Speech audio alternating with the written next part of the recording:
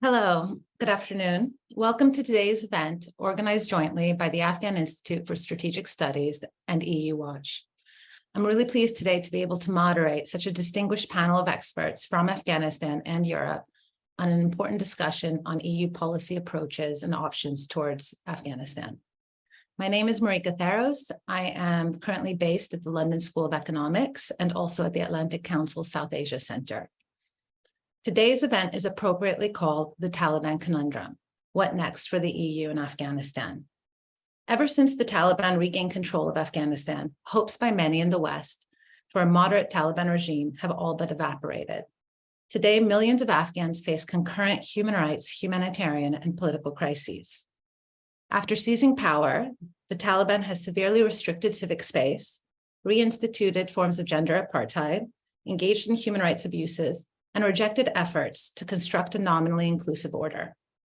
Their persecution of women, in particular, must not only be seen from a human rights imperative or lens, it has also severely limited the ability of the UN and aid organizations to effectively deliver assistance to the most vulnerable, including some 20% of female-headed households.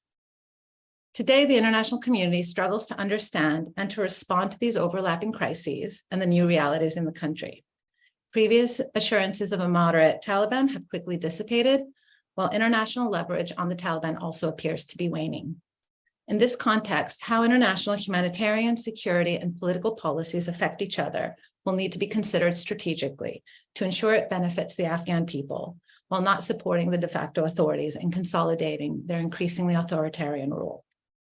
At the same time, debates on how the international community engages with the Taliban has sparked controversy, with engagement often conflated with the path to recognition, a major demand of the Taliban, but also a potential risk. Today, we have with us a very distinguished panel of speakers to help us understand both the evolving realities on the ground, as well as EU policy and approaches toward the country and towards its de facto authorities. We will start with an initial round of interventions by our speakers, and I will introduce each speaker before they begin.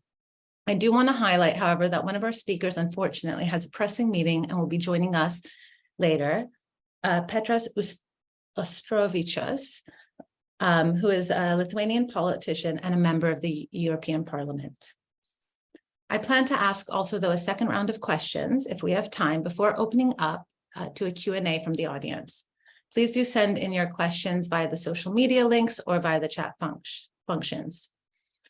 So let's get started. I'm delighted to welcome our first speaker, Ms. Daria.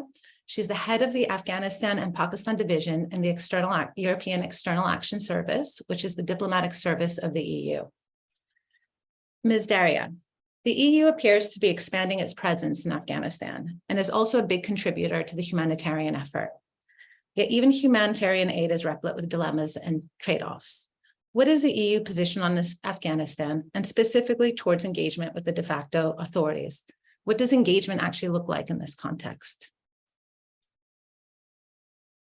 Thank you, Ms. Theros, for the question, and thank you for having invited me to be amongst this distinguished panel. Let me start with the EU policy on Afghanistan. EU policy on Afghanistan since the Taliban takeover and even before, but especially since the Taliban takeover in August 2021 has been very clear that the EU would stand by the Afghan people, and the EU would continue its activities in support and for the benefit directly of the Afghan people. What has this meant? It meant practically that the EU humanitarian actors, our colleagues delivering humanitarian aid, have practically never left Afghanistan. They have been in Kabul, they have been coordinating and continuing humanitarian operations. As you said, we're one of the biggest humanitarian donors on the ground, and this has continued without a pause after the Taliban takeover. And we have also re-established our presence of our delegation at the level of Chargé d'Affaires as of January 2022. This was a big decision to take. It was a very symbolic one as well, because the European Union is the only, let's say, actor to the west of Ankara who had originally evacuated from Kabul, who have decided to go back because of the importance and the message that would give to the Afghan people who are now facing a new reality. And it is also our imperative and our responsibility to face and to react to the new reality on the ground. And that includes engagement and discussions with the Taliban, amongst other things, because the EU presence on the ground and the European Union's special envoy on Afghanistan do regularly talk to the Taliban, but they also, and even more so, talk to non-Taliban Afghans, civil society, women. And in fact, the reason our EU special envoy could not be here today is because he's at a big meeting of the Afghan Women Leaders Forum organized by the EU. And we engage with civil society, we engage with the diaspora, we engage with the regional actors, and we try actively to find solutions to the problems we face. As you might be aware, on our engagement with the Taliban, we have a very principled approach, which is framed by 5 important benchmarks. Number 1 being human rights, and especially women's rights. And we can discuss the developments and the quite negative ones on that since the Taliban takeover. Then inclusive governance, so that Afghanistan would have a system where all Afghans would feel represented and would have the chance to feel represented, and that the governance of Afghanistan would not be dominated by one ethnic group or one gender. Security and counterterrorism is a big priority, not just for us, for the regional actors, but also for the safety and security of people within Afghanistan. Access to humanitarian aid and the respect of international humanitarian law is one of our benchmarks, as well as continued freedom of movement of Afghan people in, but especially outside, what we call the safe passage, for those who do not feel secure and safe enough to live in Afghanistan any longer under the Taliban regime, to be allowed to leave the country. And we continue our safe passage operations as well. So those are the general principles and benchmarks under which we engage with the Taliban authorities, the de facto authorities, and these are the discussions that take place. Quite often, quite tough discussions as well. However, we believe the importance of having that type of direct engagement. And I believe EU is one of the few, if not the only, international player who actually entered in the room and addressed direct cases and human rights violations and issues with the Taliban, and women's rights issues and inclusive governance issues. So these are the parameters under which we talk to them. These are the principles, because we are a principled actor, and we come from a values-based system, and we follow our values-based and principled approach. So I hope that answers. I know that I had a quick 5 minutes to recap the EU's policy, which in each and every one of those benchmarks is of course a discussion in itself, but I hope that captures quickly the basic parameters of our engagement. Thank you. It does, and I'm sure we'll be coming back to you for more detail. But I'd like to now turn to our next speaker, Ambassador Andisha. He is an academic and the ambassador and permanent representative of Afghanistan to the UN in Geneva. And of course, he remains deeply engaged with many networks and groups in the country. Ambassador, since the Taliban military took over, they have been credited a lot with ending conflict and establishing security, despite the fact that, despite the presence of human rights abuses and their struggle to rein in terrorist groups, especially the Islamic State of Khorasan. And many are worried now about the spillover effects in the region. Could you give us a bit more understanding of what some of the current security dynamics and how the EU might approach these issues? Thank you very much, Marika, and it's also good to be among this distinguished panels. And my greetings and salam to all participants and viewers of this webinar, and thanks to the Institute for organizing it. I think the question of security in Afghanistan, it depends on how you define and how you look at the security. this idea of Taliban being credited, I think this is perhaps now a narrative which maybe at the very beginning or in the first year of the Taliban, that was something to reckon with, given there was no other narrative to be put forward to justify that how they come and take over the country. But now I think, with not with what the people of Afghanistan are saying, because I think there is very few ears to listen to that, but what these very recent reports coming out of the international community is also indicating. The recent report of the EU Security Division, which is very elaborate on what are the security risks which are emanating out of Afghanistan, at what kind of strategic and security vacuum which has been created and has not been filled yet. And then, of course, the very recent UN Sanction Committee or 1988 Committee, which very graphic description of the symbiotic relationship between the Taliban and all Al-Qaeda and the other groups, and how it's it is a powder cake basically, which is probably a calm before a storm. So I think this is the way you can define it.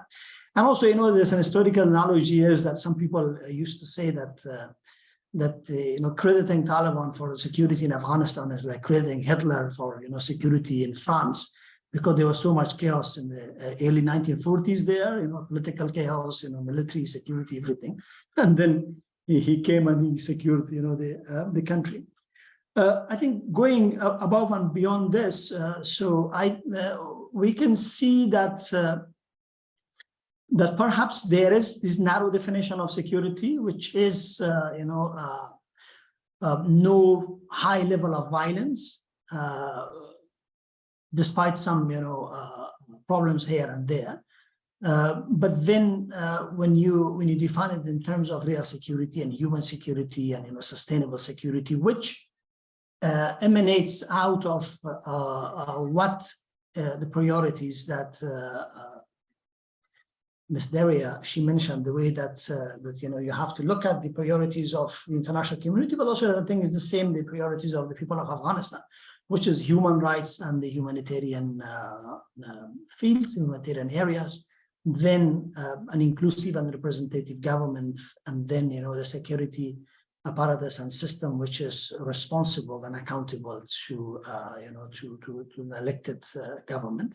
But at the same time, international relations and the regional relation, which is based on the principles of the UN Charter, principles of the good neighborly relations that Afghanistan had, and the principles of all, intergovernmental organization which Afghanistan is and was a part of. I think if you put it in this perspective, we will find out that, there is perhaps low level of violence going on in the country. But in terms of security, I think we are worse off because it's an impending crisis, which can blow any moment at any time.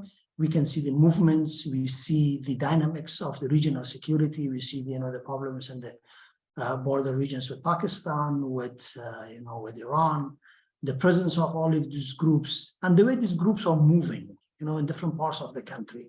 I think it's just a matter of time, and I think we have to be much more worried about the security situation in Afghanistan if not in a couple of months, but in 1 or 2 years to come. Thank you, Ambassador, and also for reminding us that we need to take a broader concept of human security to really understand the dynamics on the ground.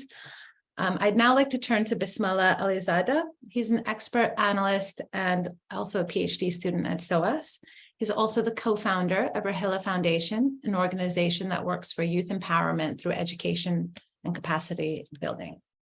Bismillah, current Afghan international debates on engagement and recognition have become increasingly polarized, with many fearing, as I had mentioned before, that engagement would lead to recognition in ways that would legitimate an increasingly sort of exclusionary rule.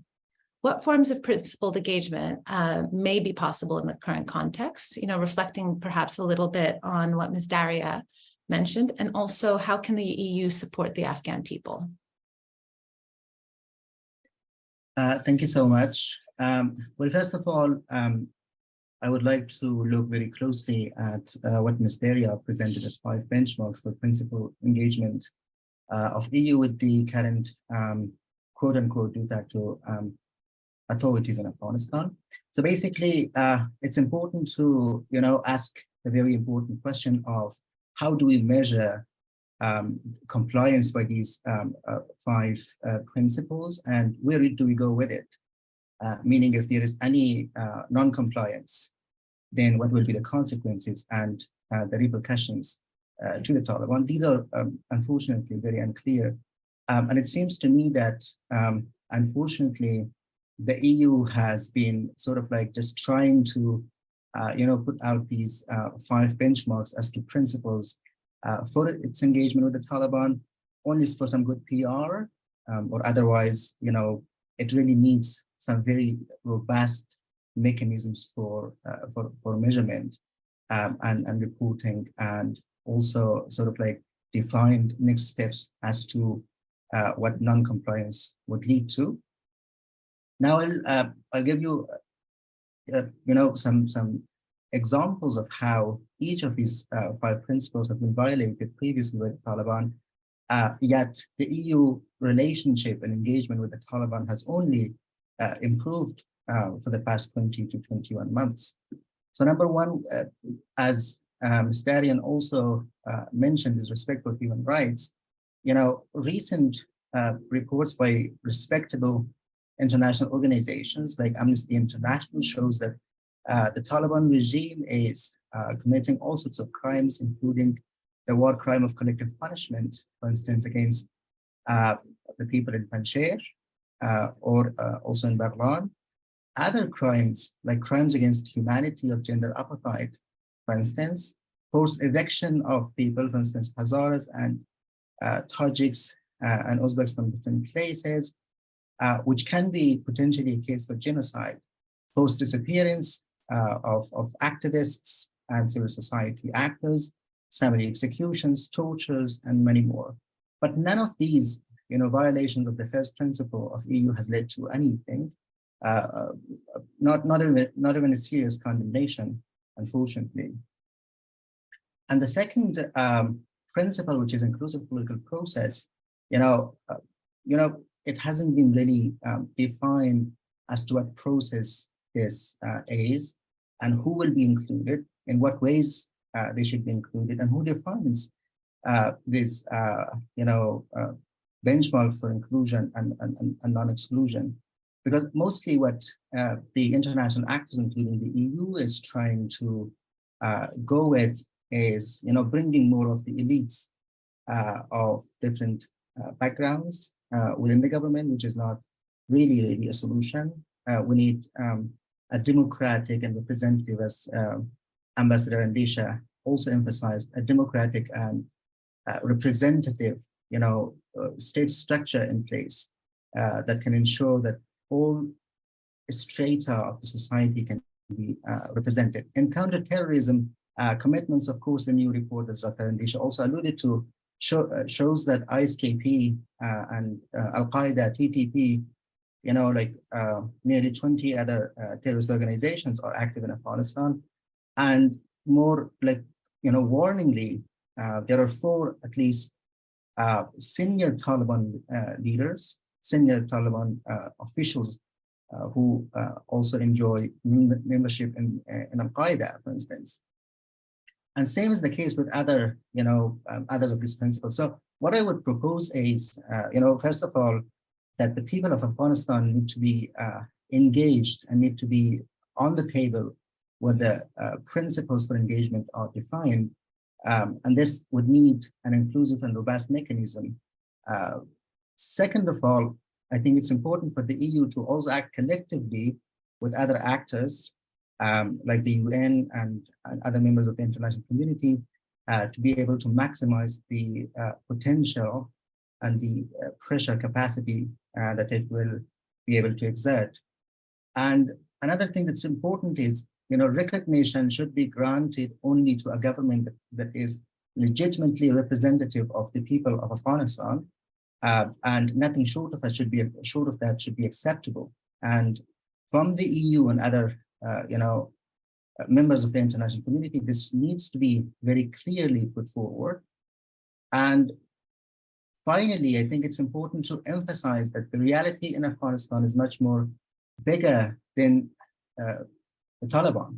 The people of Afghanistan, over like 35 million people who live in Afghanistan right now, they're a much bigger reality than what is usually said to be the reality in Afghanistan. So people, activists and international actors like the EU, they need to keep that in perspective, that there is a bigger reality in Afghanistan. Therefore, it shouldn't be an excuse that the Taliban is the only reality on the ground. Therefore, there's no other way to go about it. Thank you, Mr. Alizadeh. I'd now like to turn to Ms. Hosna Jalil, who is the Deputy Minister for Policy and Strategy for the Interior and also formerly Deputy Minister of Policy and Planning at the Ministry of Women's Affairs. Hosna, as Deputy Minister of Interior, you were able to observe many of the sort of urban and rural dynamics that many people discussed as enabling the Taliban takeover of Afghanistan. Today, some of those dynamics have shifted while others have persisted.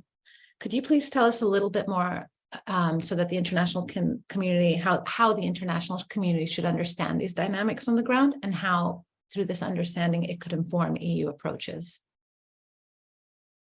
Well, thank you, Marika, and thanks to the colleagues from AISS for organizing this event. And it's such a pleasure to join this panel with, or this discussion with Andesha Saib, Alizadeh Saib, Ms. Daria, and our other panelists.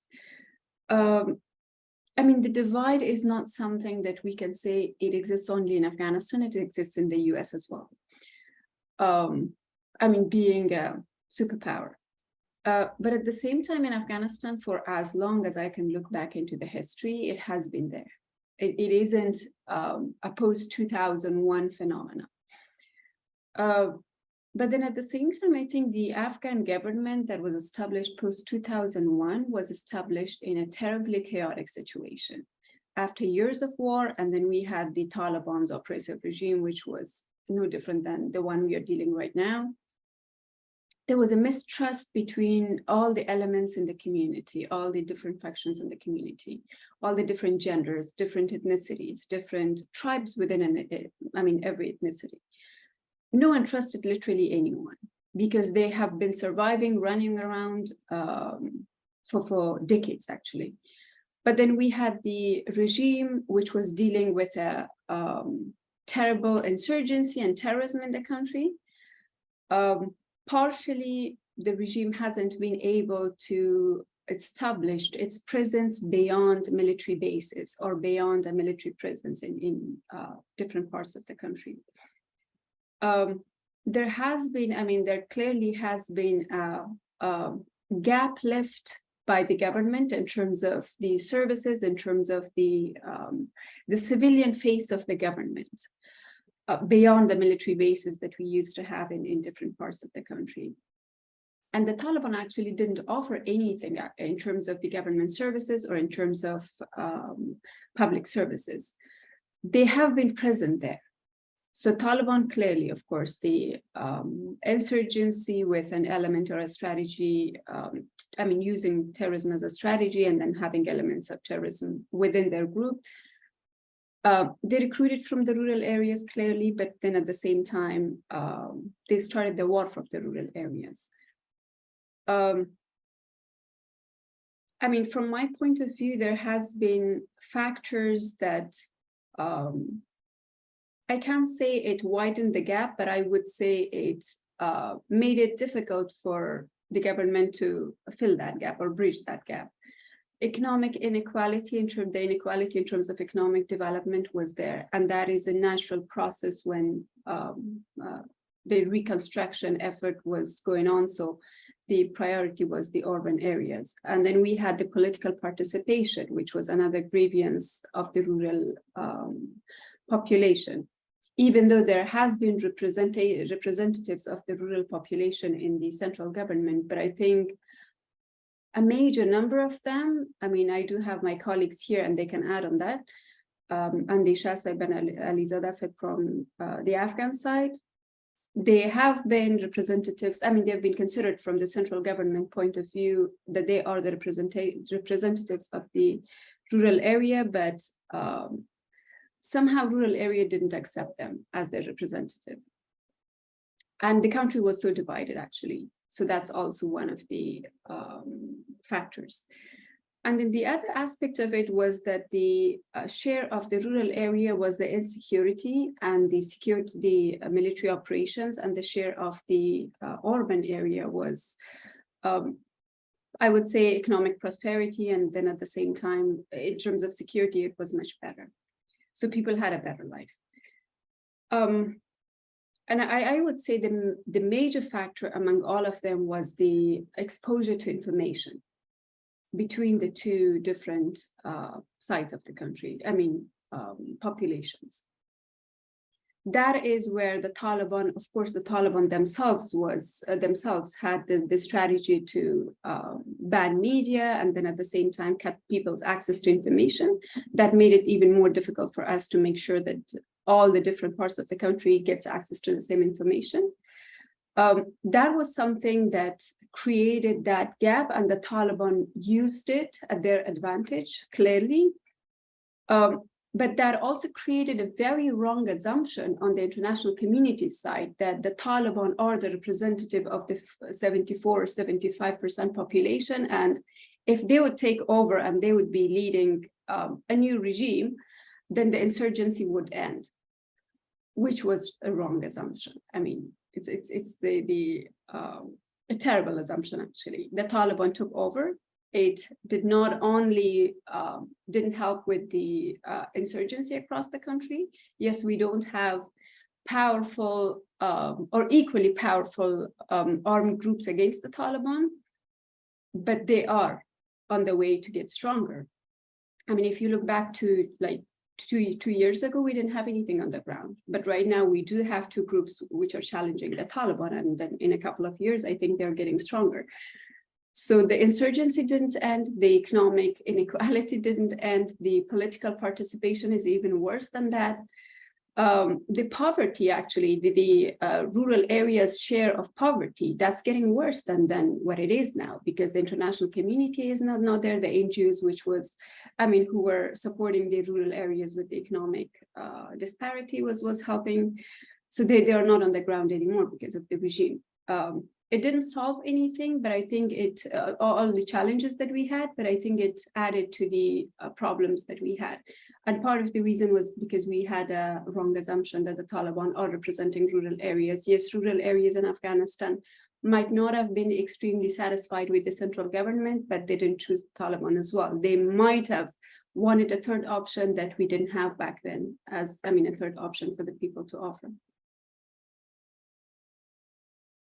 Thank you, Ms. Jalil. I wanted to turn back to Ms. Daria to ask a little bit more about the principles of engagement, both in sort of reflecting Ms. Mullah's question on the, whether or not there's sort of mechanisms for monitoring and measuring that type of engagement and whether there are any sanctions around it. At the same time, I wanted to sort of maybe ask to hear a little bit more on in engagement. I think one of the worries is that engagement leads to recognition, and if there are conditions towards it, or is it more about sort of substantive engagement on access and other sort of technical issues on the ground around humanitarian aid? Thank you for the questions and the comments. I do appreciate that there is a lot of attention on the engagement, but I would not like to reduce the EU's involvement and all the activities on the ground just to engagement with the Taliban. As I tried to outline from the beginning, there is even more engagement with non-Taliban Afghans, with the diaspora and with Afghan people on the ground. This is why we went back to Kabul, and our presence on the ground in itself helps us understand the situation better. And to be able to observe the situation and to monitor. It also helps us monitor also the implementation of our programs, the principled implementation of our programs, none of which, by the way, go through the Taliban authorities, because this was a decision taken from the first day that EU ceded the traditional development assistance, but we continued with even increased budgetary resources to provide assistance for the benefit of the Afghan people directly to the Afghan people. After the Taliban takeover, and we did so mainly via the UN, but after the Taliban takeover, the traditional, let's say, civil society actors and defenders on the ground, this network was also disrupted because a lot of people have left Afghanistan. So there has been a lot of work to support that civic space for civil society to continue to function, for those who chose to remain behind or who had no other option but to remain behind in Afghanistan, to continue their livelihoods, to be able to continue having that space for their operations, but also for support, not just humanitarian or in terms of food, but their basic needs, healthcare. On the education sector, we tried very hard and we fought very hard to keep the schools open for girls. On the ban of Afghan women working for NGOs and later working for the UN, the EU's reaction was swift and very strong, and the assistance was paused, and we condemned in no unequal terms and very publicly all these decisions. And we have been there to react, to discuss and to basically contribute to solutions for this, for the benefit of the people who are still there. I appreciate that, of course, those who try, those who remain behind, and those who really put themselves on the front line will also face a number of criticism, but the criticism also has to be fair. And I would also like to hear about who else engages with the Taliban and directly and with no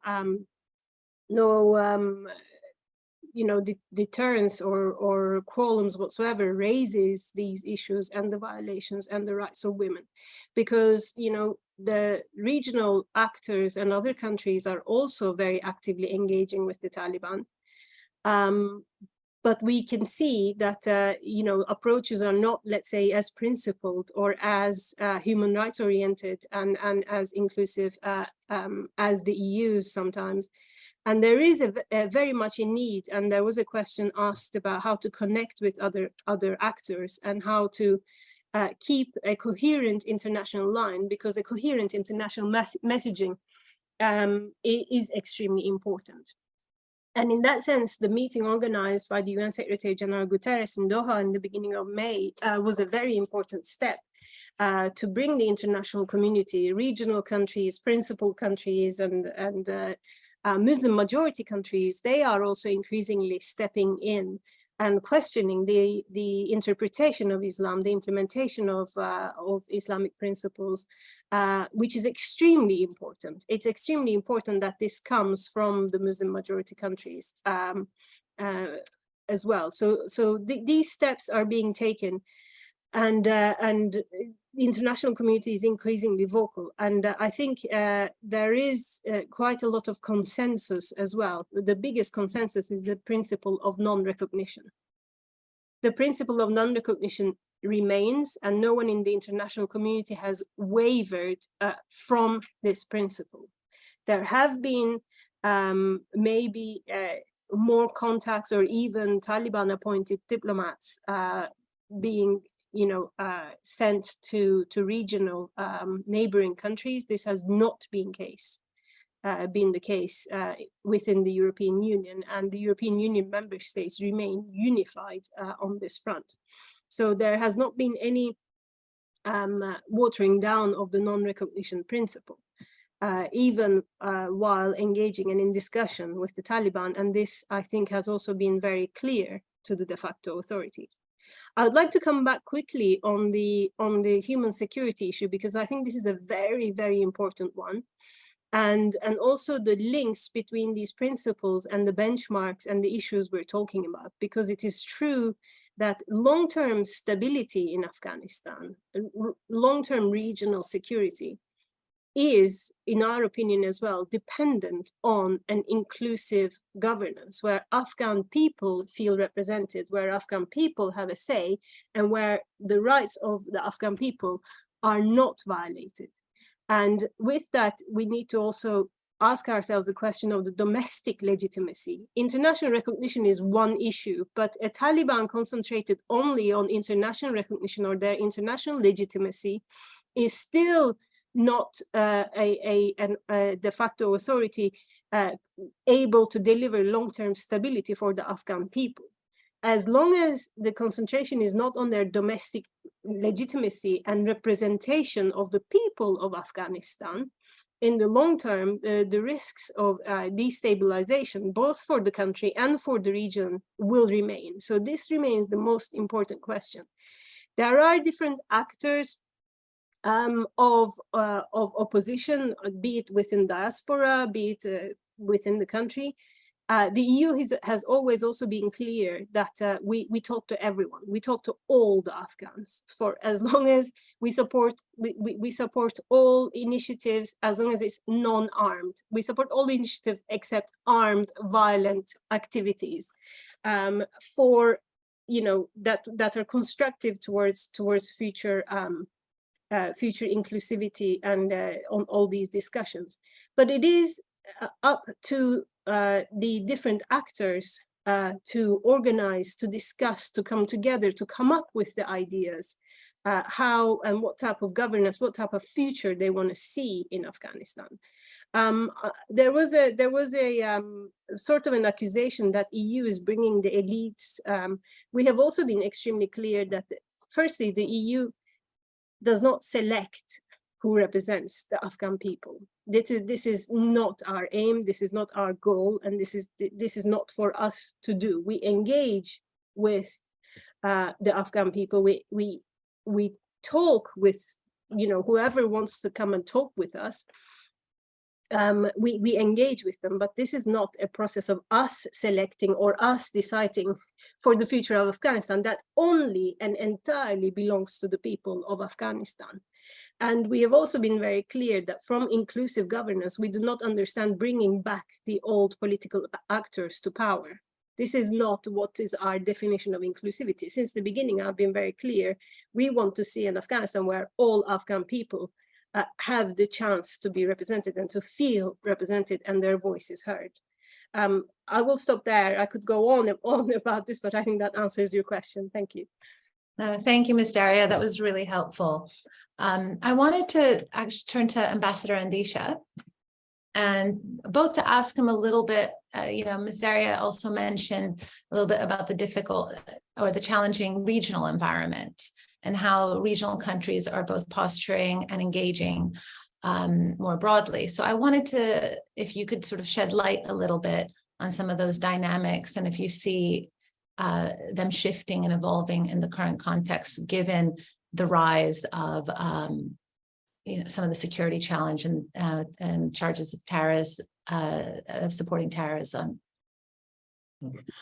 I think in the case of Afghanistan, since 2001, there was sort of a much better consensus within the Security Council. Afghanistan mission, Afghanistan's humanitarian intervention, or the first intervention, counter-terrorism intervention, had the support of the P5, and Afghanistan continued to have the support of P5.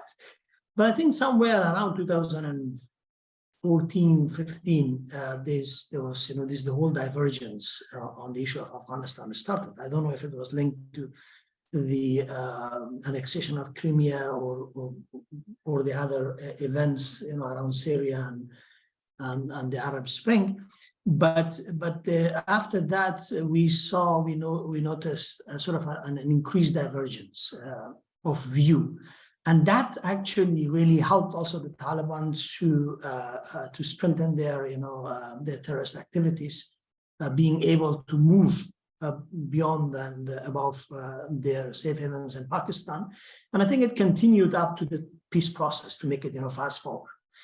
When in 2018, there's the renewed peace process sort of efforts started, again, the region were not a major stakeholder. They were just kept outside. And this is what, the irony of thing is that now you're trying to bring the UN as the main interlocutor, which were supposed to be the main interlocutor in the past, maybe from the very beginning. It's slow, it's sluggish, it's probably, not very efficient organization, but it's everyone has a seat in it, especially when it comes to the region.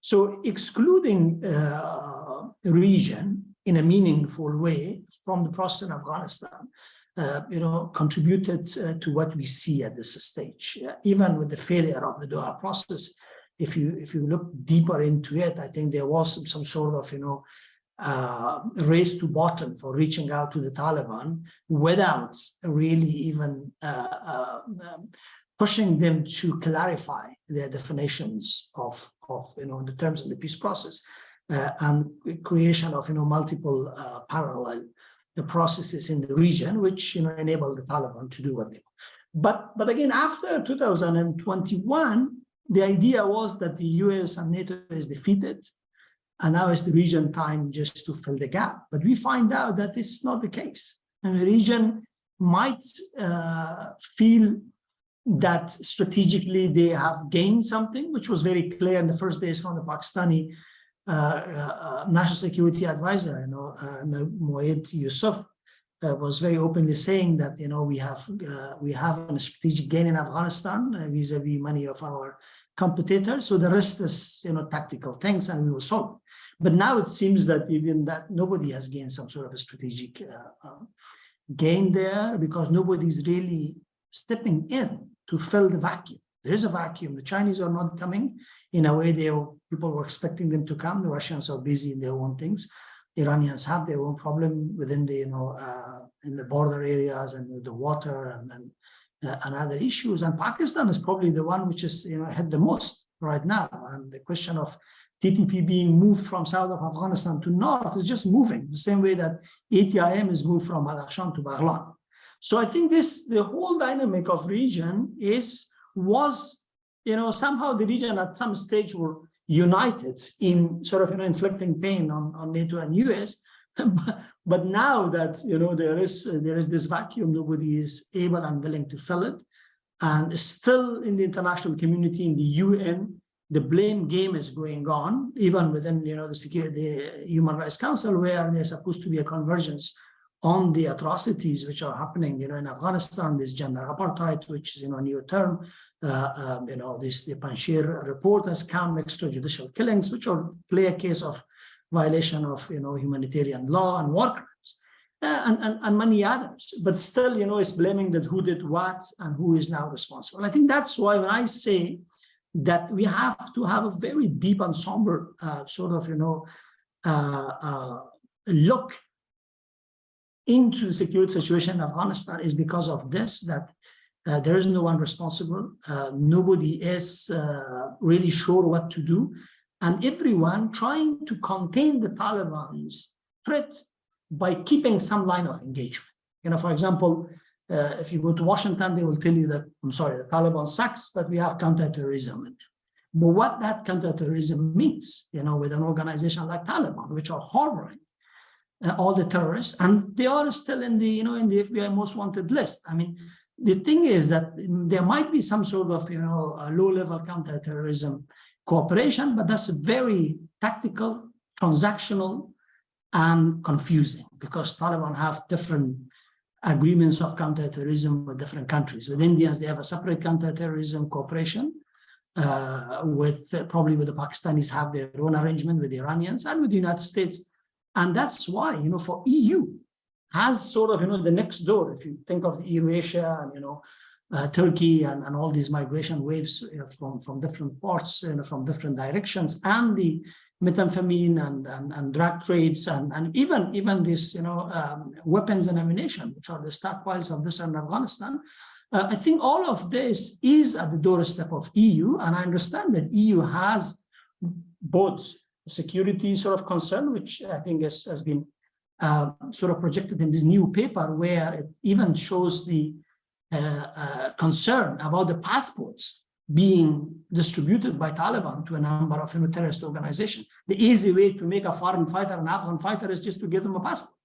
So it's, I think these are the things that you can see, and EU's sort of framework agreements or dialogue with Central Asia, I think, is part of the whole idea. Maybe in one point there was an idea of cooperation to Central Asia, but now this is the idea of containment. To just, to sum it up, everyone is looking into how to contain the threats of the Taliban into their region, into their areas. But this containment policy is, of course, short-term policy, and this flood will open one gate sooner or later.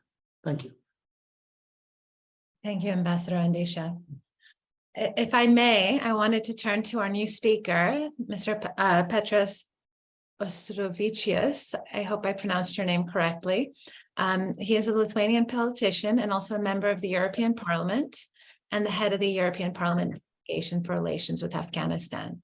We've had a wide-ranging conversation so far, talking both about EU sort of principled approaches in terms of their engagement with the Taliban, but also in terms of sort of the wide range of EU activities to support the Afghan people. We've also talked about the evolving security dynamics and how that should influence the way in which the EU approaches Afghanistan. I thought I would love to hear from you on sort of what is the stance of the EU Parliament towards Afghanistan, towards engagement, towards the humanitarian context, especially given the many dilemmas and trade-offs that we now see emerge, and on what issues shouldn't, I mean, we heard a little bit from your colleague, Ms. Daria, but on what issues does the Parliament sort of focus on in terms of its engagement with Afghanistan? Thank you. And let me to explain why I'm so late, and probably at the last quarter of this great discussion. So we have had the negotiations among the political groups concerning the this week to be adopted European Parliament's resolution on Euro-Atlantic relations and future of Ukraine.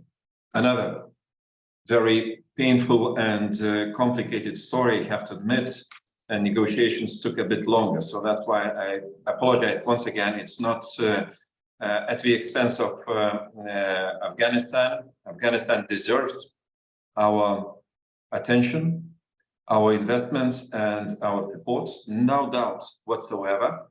So we have invested too much time and too much hopes, and we have to respect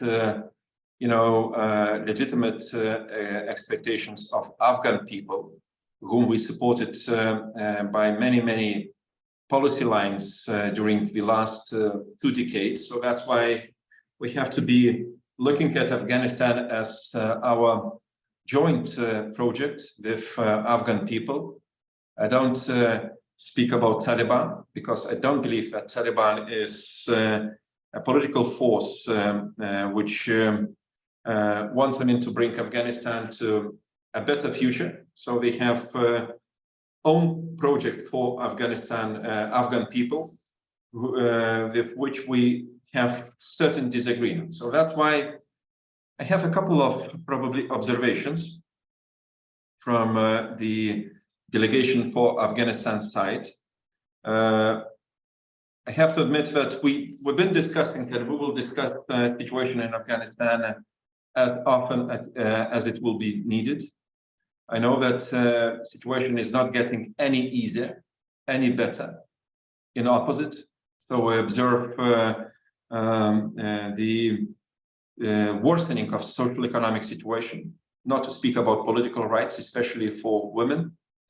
But what is important is not to engage into any new political experiments in Afghanistan, dealing with or to try to deal with Taliban, presuming that Taliban will change, we will achieve a kind of compromise, and we will secure a better future by those actions, especially the future of Afghan women.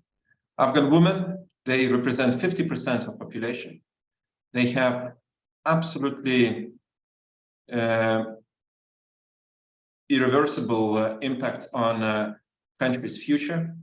Their contribution some years ago has been something which could offer much better future for Afghanistan, but because of the Taliban unilateral, I would say, departure from Doha agreements, because it was a part of the Doha agreements to keep the society intact. And if you exclude 50% of the society members from political and social life, I mean, how can you achieve the sustainable development of country? So that's why I don't think this that Taliban lives according to commitments achieved in Doha, although even at that time, all the agreements were not probably as perfect as somebody would expect. But recent developments in Afghanistan, because of the Taliban unilateral decisions, I think presents us with a great challenge, which does not have probably for the time of being any quick fix. So I think the mistake from our side would be immediately to try to find out a new accommodation with the Taliban. I don't think it might offer a better option at all, because I personally, I don't see Taliban as a reliable partner which shares a common understanding with us and Afghan women, generally speaking. So first principle. Second one, we have to engage even more effectively and more substantially in delivering humanitarian assistance to the population, large parts of population of Afghanistan. In spite of some financial restrictions, and for the time of being, let's be frank, the pledges are not enough to fill the financial flows for humanitarian assistance to be provided to Afghan people. So we have to be more and more creative, reaching out donors and the international community in order to explain the situation on the ground in Afghanistan. And it's not a given process. I mean, we have to be more vigorous and probably more effective in this regard. But humanitarian assistance can't be something about which we should debate. No, we have to deliver instead of debate. And thirdly, in any case, we have to see best possible and probably new innovative ways how to reach out those politically active and socially effectively working Afghan women, to support them by innovative ways. Because Taliban does not restrict women's participation in private business, for example. And how to combine those innovative ways with our commitment to provide as much as possible assistance, and not to, shut down any channels we had before, although they're narrowing, let's agree on this, but to look for most innovative ways how can how can we reach out larger parts of Afghan society, employing any services and any knowledge for employing Afghan women. So I know that some institutions, some international organizations are doing at most they can, and they have own ways and own channels to do it. So maybe let's go for the best. Might be more this kind of experience sharing and kind of innovative thinking. How can we use new available channels in this regard? Because I'm sure, I mean, it gives certain hope for those who are so much, restricted from any access to those social services and activities which are naturally exist in any normal society. And in Afghanistan, we have absolutely very special case.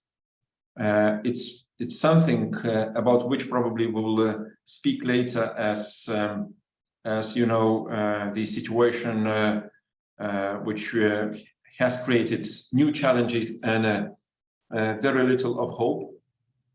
So that's why these are my general thoughts, and I think within the Friends of Afghanistan in the European Parliament, and believe me, there are many good-willing people and good-willing of my colleagues who constantly follow the situation in Afghanistan and come every time with any possible solution and suggestion in this regard. But most importantly now, I mean, not to restrict any humanitarian assistance going, and must to come to Afghanistan at shortest possible time, because each and every life in Afghanistan matters, and there is no any political consideration in this regard. What comes to women's engagement, it's different.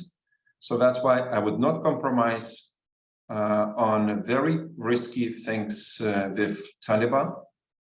Probably I sound very restrictive in this regard, but let me to keep my thoughts for myself, because unfortunately I have some experience with Afghanistan, and the mistakes we made before shouldn't be repeated in future. Thank you. Thank you. I wanted to turn to my other panelists. I also understand that Ambassador Andisha has to leave at the moment, so I'm going to give you this if you want to say a couple final remarks before we turn to the other panelists.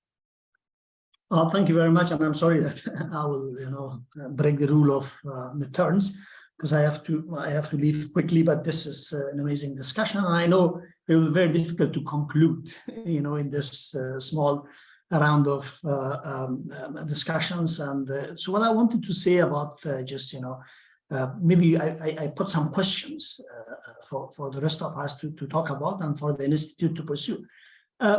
I think, first of all, in terms of the EU's engagement in Afghanistan, not with Taliban, but with Afghanistan, is a principal partner. It has been a principal partner. I think from day one, 21st of September, EU came with this, 5 principles, and this is what they are following.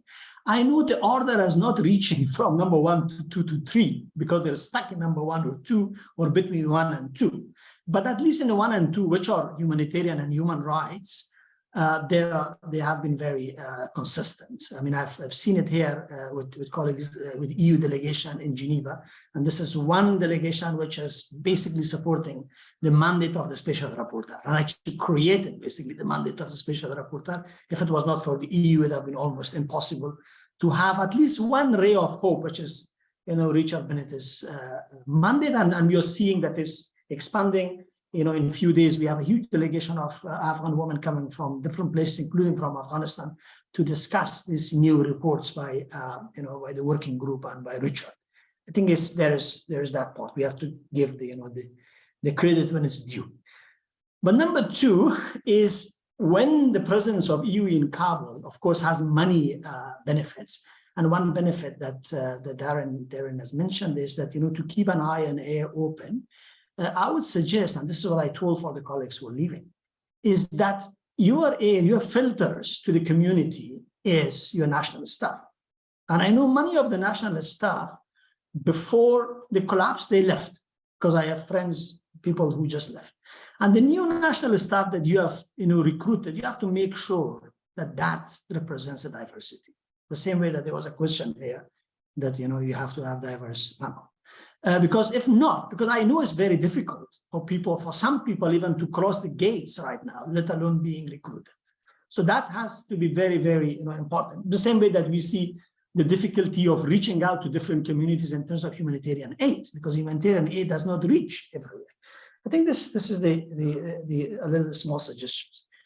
But then sort of my questions is that when we look at the priority number 3, which for the region is priority number 1, and that's the creation of an inclusive and representative government, which can solve all the other problems, including what Theros was saying. It's good to see him because we met in Brussels, last time the ambassadors were there. And still we have the problem with the passports, Mr. Theros will talk about that maybe personally, is that that the humanitarian cannot solve the problem. And I think the priority number 1 has to be government structure. But then there is this myth, there are this sort of, vicious sort of, or maybe inconclusive propositions, which we see from our international friends. Number 1, there is no alternative to the Taliban. I mean, there's a myth. Taliban were not alternative themselves. Suddenly they became alternative. And number 2, they say that this alternative, which going to be created or should be created by you, should be non-violent. Okay, that's very good. And number 3, we don't want to be seen creating the alternative or helping the alternative. I think it's going nowhere. The propositions, if you put it, the conclusion is nil. No alternative, it should be non-violent, and we should not be seen as, creating the alternative. I think this, because why? Because in the history of Afghanistan, we have many Afghan colleagues here in the panel. Also, it's good to see Deputy Minister Jalil here, and also on the other side, and all the other audience, that in the history of Afghanistan's modern state, 135 years, we never had a government which is completely run by religious figures, from the top to bottom. Always we had religious figures somewhere in the government, but it was a king, it was somebody who was sort of a semi-secular state person. It's the first time in our history. And every time when the state is challenged, or a state structure, or modern state structure, from education, from schools, the schools have been always challenged, regardless of schools in 100 years. The challenge came from sort of conservative religious elements of the society, which galvanized the community against the state. And they used religion, they used ideology. So for them, it was easy because this is a very simple call. You call the religion, and then people will come out. Even if people don't come out, they will not oppose you. They will be silent. So now the battle is upward. If you put all these 3 conditions, and then we have a religious government, and for the first time in the history of Afghanistan. So it means the onus is on the civil society to raise up to a level where they can oppose a religious government, a government based on Sharia. So to change this in a non-violent way, a government which has the whole brigade of suicide bombers has to be supported. So, and this means that the way that the civil society has to be helped is probably you have to multiply it, by big number. So the civil society within the country, outside the country, and young democratic political forces. I think we should not be shy of using the word democracy. The democratic political forces has to be empowered. I mean, how can democratic forces could be empowered in Iran? The people could be empowered in Ukraine, but not when it comes to Afghanistan. No. So I think if the theme is that there has to be alternative, has to be nonviolent, I think there has to be lots more engagement, both with the civil society within the country, civil society and democratic forces outside Afghanistan, and to create the connections with a hope that that can change the things. But of course, the region is not going to wait for the international community. And for their priority is to keep pushing the Taliban for so-called inclusive. Their definition of inclusive is perhaps very different from the definition of inclusive and representative that we are talking here. And I think with this, maybe questions or thinkings, I will say thank you to everyone, and I will excuse myself because I have to be into another event. Thank you very much. Thank you, Mr. Andisha. I wanted to now turn to Hosna Jalil and actually ask her to reflect a little bit on some of these new innovative, what types of innovative ways may the internationals engage at the local level, whether it is in the distribution and supporting civil society in the distribution of aid, or whether it's also just in supporting space for, specific space for different actors, especially women. Thank you again, Marika. When it comes to how European Union can help the Afghan people to engage in the overall, not just the resistance, but pressurizing the Taliban to open up to a more inclusive government, which is difficult, but of course not impossible. We do have, we have developed comparably strong civil society on the ground in Afghanistan. And that is, like we always say about the media, I think that is one of the greatest achievements, like the civil society is one of the greatest achievements we have had in the last 20 years, which hasn't been as strong as, which hasn't been in the past as strong as it is now. So yes, engaging with the civil society, supporting the civil society,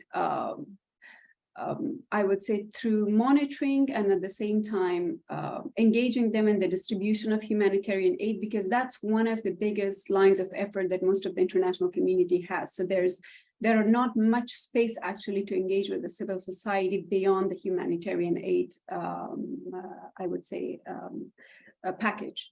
So I think civil society, because one of the questions normally raises about who is having access to the humanitarian aid.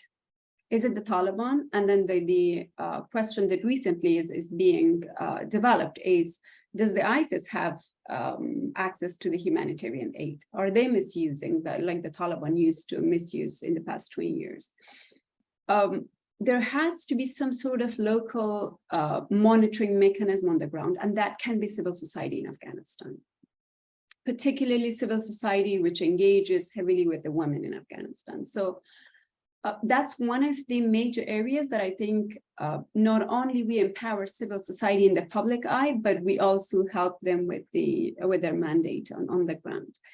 So that is one of the areas that I think civil society can be engaged more and at the same time can be empowered. When it comes to the Afghan women's, the platforms for the Afghan women, I don't think what the Afghan women on the ground are doing that's reflected enough. We, the diaspora, we are doing our best to reflect as much as we can through the sources we have on the ground, through whatever means we have access to. But regardless of how much we make efforts, we have very limited means actually to reflect what they're doing on the ground, their struggles. And they don't give up. I do remember when the women created this campaign of breed employment, breed jobs and freedom. And then we had the Iranian campaign after that.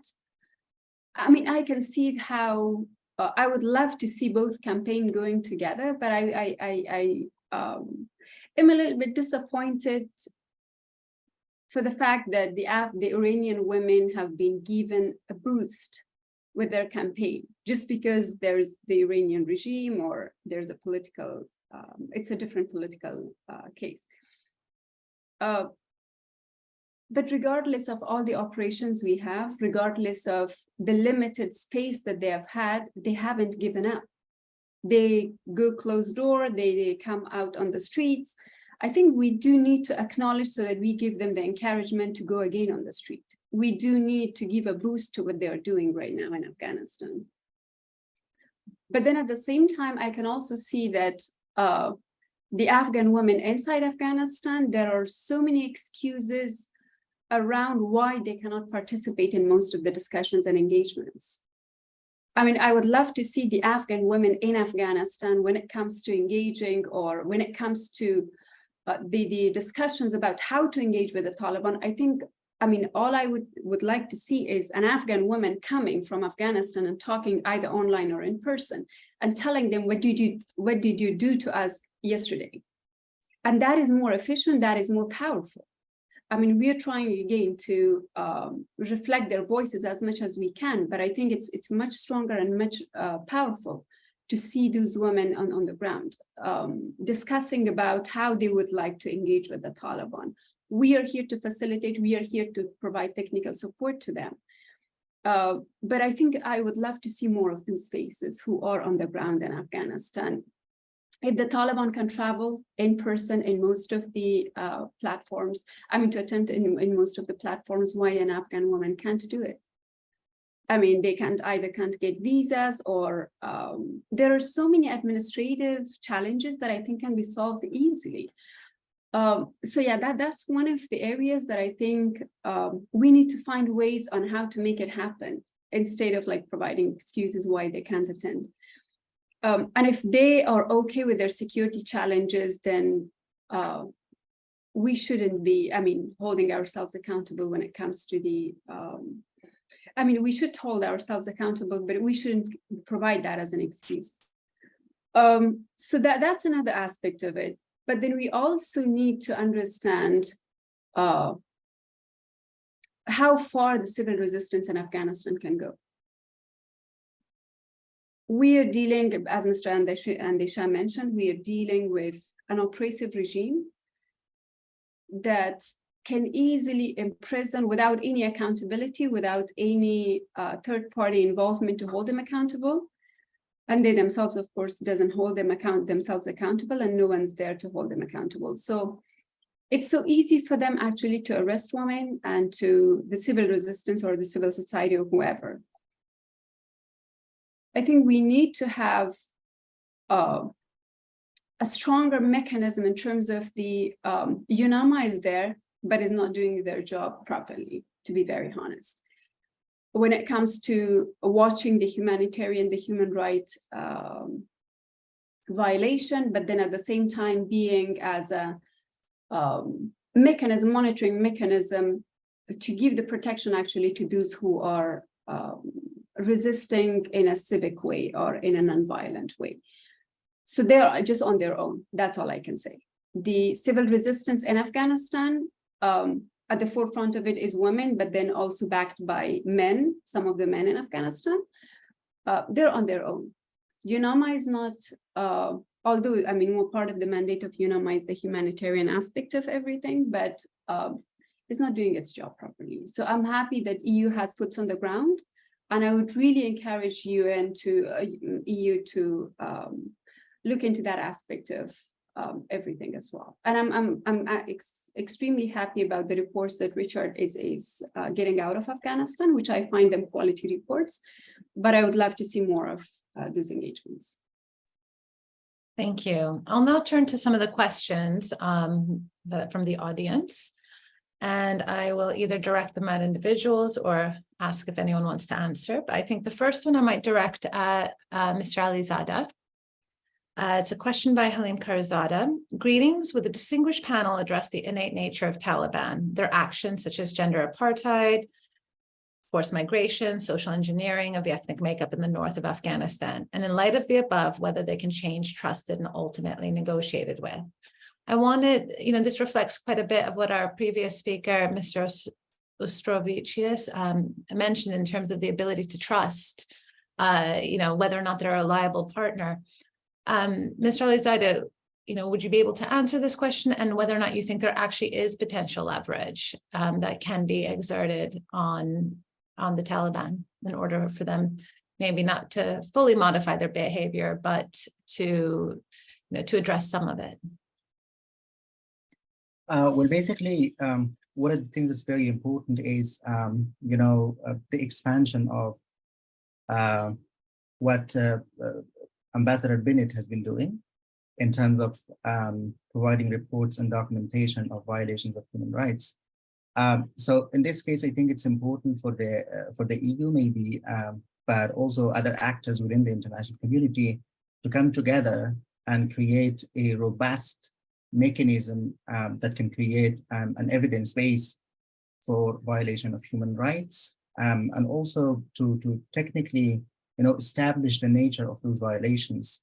Now, some of the reports by Amnesty International has done to some degree that job, but I think there needs to be a robust mechanism that can constantly and comprehensively report on the violations of human rights and on the commitment that the Taliban pledged to the international community. Now, with that comes another thing that's also extremely crucial, which is that there should be a mechanism created by the international community to hold Taliban to account. And this should include potential legal action against particular human rights violations, including those that comprise cases of genocide, for instance, forced eviction of particular populations from particular ethnic groups, from particular geographical locations, or those of war crimes and crimes against humanity. This is also something that's extremely important, but most important than all is the fact that the Doha process made a huge mistake of engaging with the Taliban at the cost of excluding the people of Afghanistan. I think that particular mistake should not be made again. So in this process, as I'm very happy that two of the speakers mentioned the EU is committed to also engaging with the people of Afghanistan, but that promise needs to be, manifested in a more tangible manner. This engagement with the people of Afghanistan needs to be broadened and needs to be taken to another level, because at the moment, it's like engaging with the Taliban at the cost of the people of Afghanistan. The Taliban are consolidating their power under this engagement, but the civil space is shrinking for the people. When we're speaking about human rights, this human rights needs to also include the political and cultural and economic rights according to human rights conventions. But as we're speaking, the freedom of political assembly, for instance, the freedom of protest and the right to form political parties, for instance, civil society organizations, all of these are illegal in the country. All of them are not allowed. But then the international actors like the EU and the UN are still engaging with the Taliban without really taking this very seriously and conditionalizing their engagement with the Taliban on these particular issues. So I think those are the mistakes that have been made in the past years. They need to be avoided. So in this case, I think one of the things that's important is now for the EU and also the UN and other international actors to begin thinking about developing a unified, coherent, comprehensive strategy as to how these actors can engage with the Taliban. So for the past 21 months, this has been so much of trial and error, mostly experimental in nature, but this needs to come, in the form of a strategy in which representatives of different states of the people of Afghanistan are also involved in developing the strategy. And there should be particular steps and particular, measurement units or whatever, the mechanism for measurement of all of the different steps. The international community did this to the previous government of Afghanistan, starting from 2012, when they delivered aid and conditionalized all of the support to the Afghan government to certain criteria, but that is not now considered when it comes to the Taliban. I think those are lessons learned from the engagement with the previous government, and some lessons learned from the mistakes made that need to be taken into account. Thank you, Mr. Alizadeh.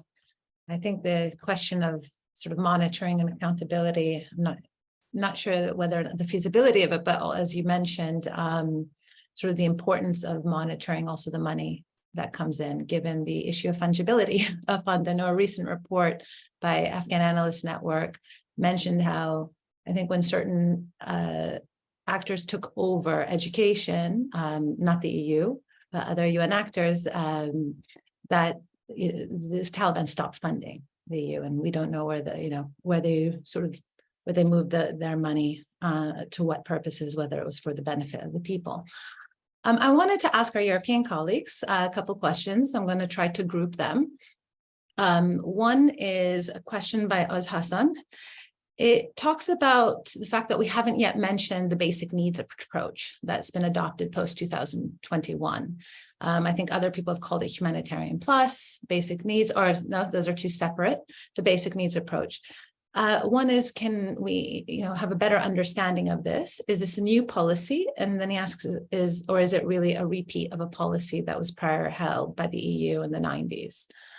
The second question I wanted to ask was, how has the EU been able to navigate this woman ban, working with the ban on women, working with international entities in Afghanistan, including EU and UN agencies? I'm not sure who would like to go first. I will first, Ms. Daria, thank you. Thank you. Thanks for allowing me to come in on this. I think I'll be able to explain the question of basic needs and livelihoods assistance. It's not humanitarian aid, and we don't necessarily like to call it humanitarian plus, because and I would like to also come back to the question of the humanitarian aid. Our honourable member of the European Parliament also talked about more substantially giving humanitarian assistance. Of course, budgetary limitations of the European Union and other donors, and how much this is stretched, given also the war right next door to our borders and all the competing needs, is to keep in our minds in the background. But at the same time, let's remember that humanitarian assistance is not, it's a response to a humanitarian crisis, which is really grave, which is ongoing, but it's not a long-term solution. It's not a long-term socio-economic response to the plight of the Afghan people.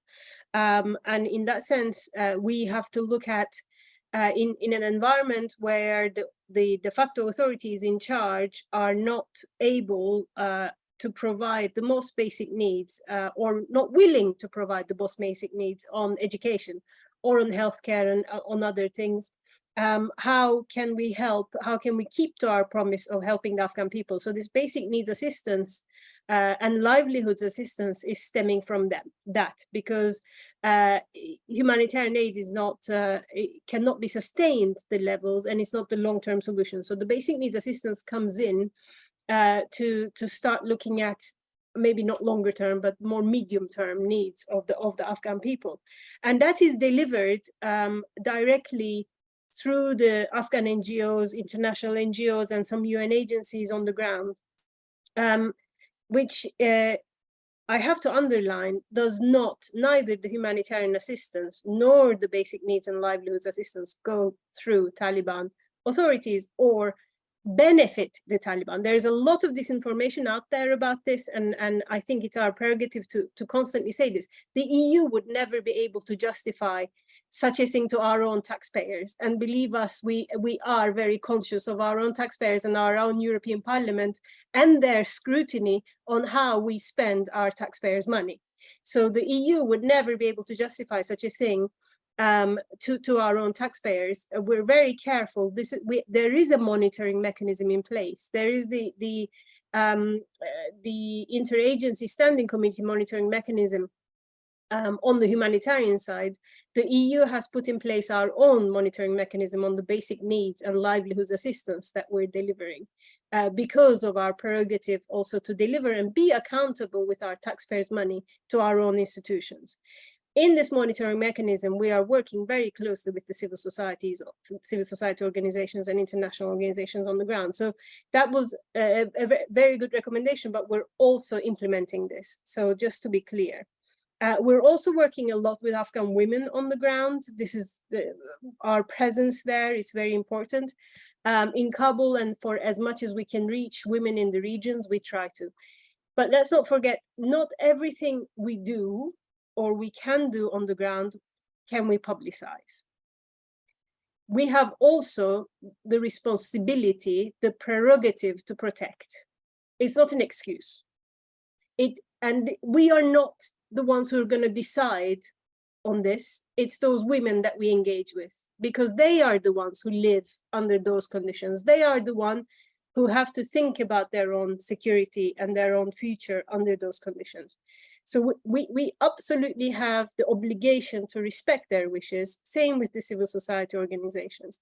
If any association with the European Union is going to put their lives at risk, it is not for the European Union to come out and advertise, look what a great job we're doing, bringing together these 50, 100, 150, I don't know how many women on the ground, and or publishing photos. So we're very careful about our activities. And this is the environment we operate in that we talked about in the beginning, because there is an environment of regression of rights, systemic violation of rights, and an environment of fear being created on the ground.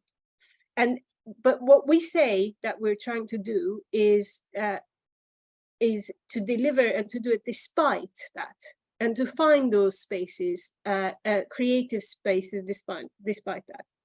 On the conditionality of aid, I hope Mr. Alizadeh was not suggesting that we should treat the Taliban de facto authorities that we do not recognize in the same way that we treated the Republic government that we recognized and we had a full-scale relationship with. Because this is what I heard from the criticism or from the suggestion that you're putting forward. When we delivered our development assistance through the government of Afghanistan, of course, we have put a conditionality on that development assistance. And there was an accountability framework or a number of conditions we put forward against which the money was delivered directly through the budgets of the authorities. The wisdom, the effectiveness, and the results of that can be discussed, and we have had those discussions within our own lessons learned exercises within the EU. However, in the current situation, and it's probably the fifth time I'm saying it, we do not deliver assistance via the Taliban. Because we do not deliver assistance via the Taliban, we are not asking the Taliban neither on what we should deliver assistance on, nor that they should be respecting certain conditions before we deliver this assistance to the Afghan people. We're delivering the assistance to the Afghan people directly because the Afghan people need it.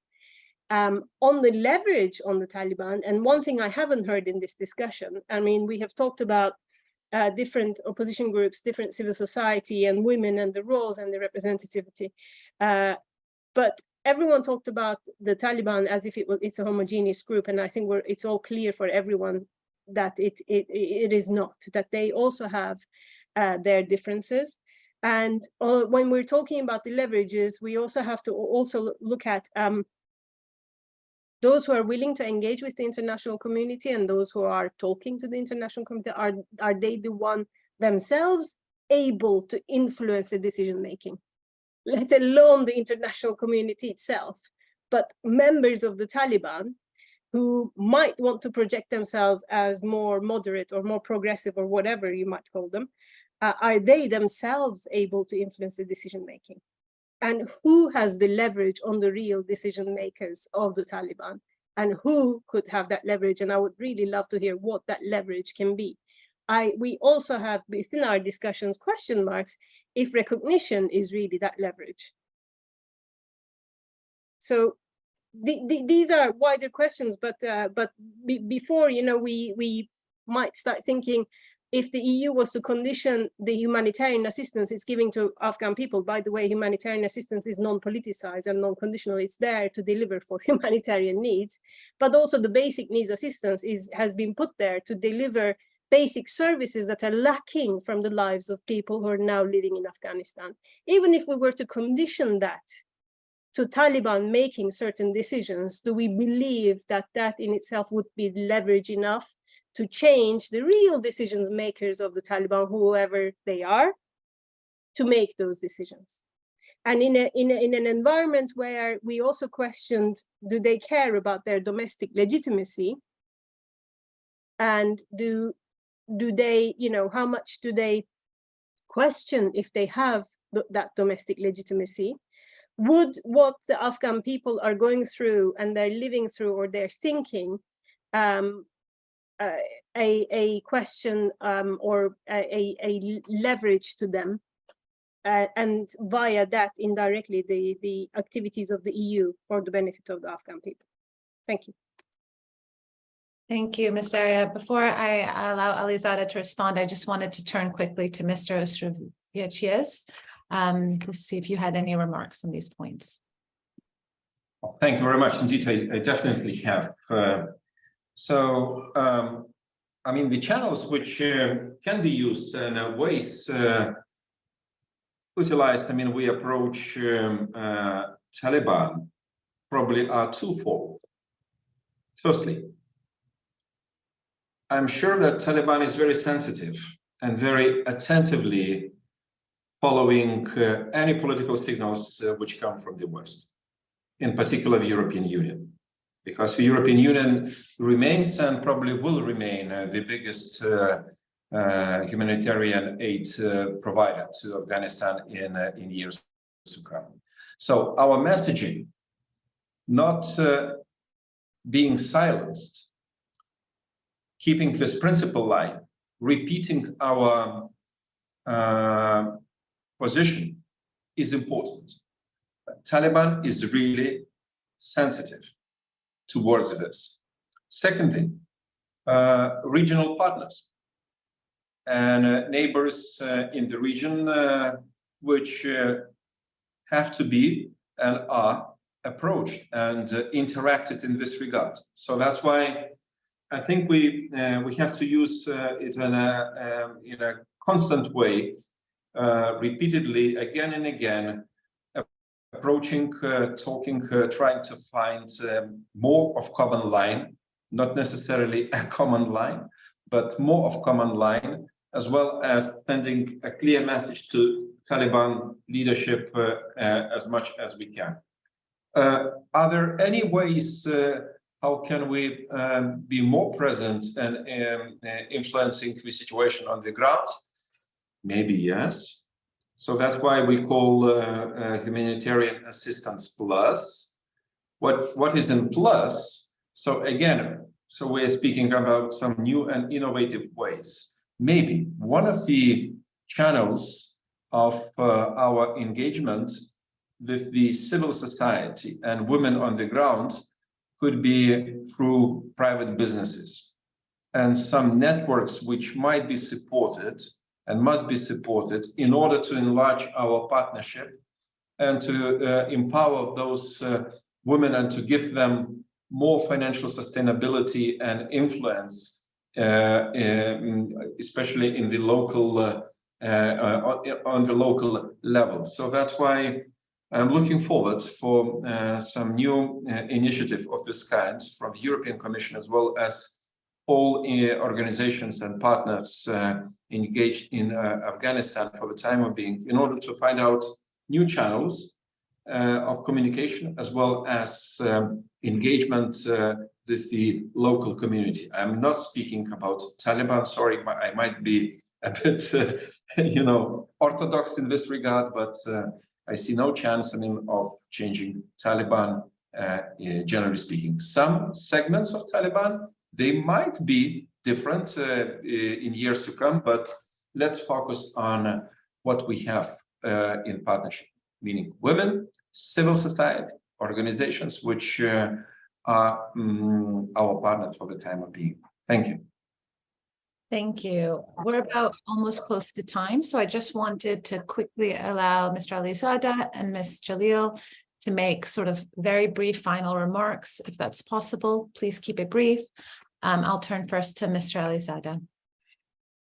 Yeah, thank you. Just for the sake of clarity, I did not suggest basically that, Taliban should be given the same treatment as the previous government was given. Basically, I was trying to say that, the international community, including the EU, held the previous government more strictly on its pledges than they do the Taliban. So basically, that really needs to reverse. On the leverages, I think there are a few leverages that the international community is not using, including, creating an evidence base which is like, coming through a reporting mechanism and a documentation mechanism on the basis of which the Taliban can be held to account. But also, the important thing that the international community now needs, including the EU now needs to engage in a deliberative sort of like process to think about more seriously about what those leverages could be, and to come up with an engagement strategy that's comprehensive, that is innovative, as other speakers have also alluded to. Thank you. Thank you. Ms. Jalil? Thank you again. It has been an honor to be part of this discussion. So when it comes to the youth engagement for the last 2 years, what I would like to admire, on my own behalf and a couple of other Afghan women that I know, is that EU individually and collectively has had a very strong position when it comes to women's employment and in the international NGOs and the women's freedom. And the good aspect of it is that the message has been clearly communicated with the Taliban. So that's something that we all admire and we all appreciate. The other point that I wanted to raise, and we, I think, haven't had the chance to raise, is that, yes, there is an assumption that the Taliban are countering terrorism based on the Doha Agreement. But I just wanted to add a clarity to that it depends on the intention on how they are fighting the ISIS-K in Afghanistan. The intention is not to counter an international security threat. The intention, considering that they have their close ties with Al-Qaeda, so the intention is all about monopolizing the space. So it's an internal issue that they have, all the terrorist groups have among themselves. So we should not label that as if the Taliban are countering terrorism by fighting ISIS here and there. And even we don't know the details of that. And the other aspect that I would like to raise here, we had a discussion the other day with a couple of European colleagues, and a colleague from a Norwegian think tank raised the issue that counter-narcotics is going to be a mutual effort that we can engage with the Taliban on. Let's not forget that the narcotics is still one of the biggest, not one of, but a major revenue source for the Taliban, followed by the illegal mining. So it depends. Mr. Darren mentioned on what are the leverages.